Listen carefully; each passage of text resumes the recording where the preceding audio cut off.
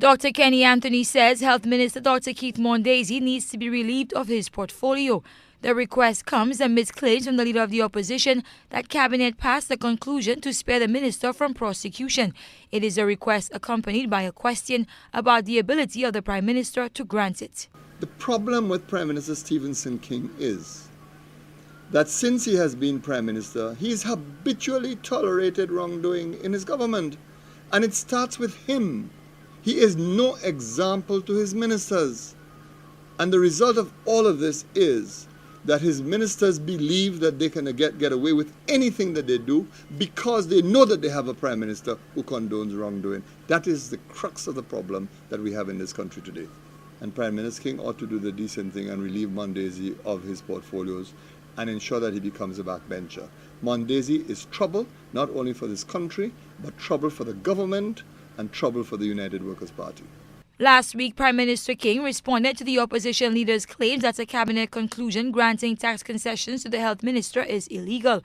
Tourism Minister Alan Shasney also spoke about that concession. He says it is perfectly above board. Dr. Anthony says Shasney should defend what he drafted and brought to cabinet. The Prime Minister also issued an ultimatum to Dr. Anthony. It is one he responded to on Thursday. The Prime Minister is talking utter nonsense. The evidence is before the public. There are the cabinet conclusions.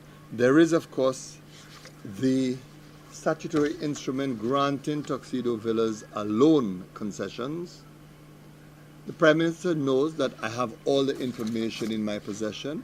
Information has been made available, including from the Attorney General himself, who has indicated that he's conducting an inquiry because of questions posed by the Customs Department. Dr. Kenny Anthony says Cabinet is involved in a calculated attempt to cover up a breach of the laws of St. Lucia. He says it is a move his St. Lucia Labour Party will not tolerate. Dr. Anthony also rejects the explanation from Dr. Mondesir that the Mondesir property the Cabinet conclusion protected is part of his Tuxedo Villas property.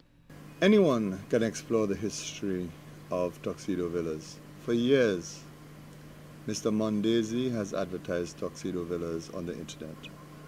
There has never been any reference to a property at Mondesir being part of Tuxedo Villas. Also, if you go to the residence, you go to the building, you will not see any indication that it is part of the Tuxedo Villas. The simple fact of the matter is that, mistake or no mistake, Mr. Mondesir had no right to take concessions earmarked for Tuxedo Villas to a private property at Mondesir. The leader of the opposition says his party will reveal its next step in making the government take action against one of their own in the coming days. As for Dr. Mondesir, his response to Dr. Anthony in relation to the allegations leveled against him has been, "Take me to court." Carmi Joseph, HTS News, Channel 4.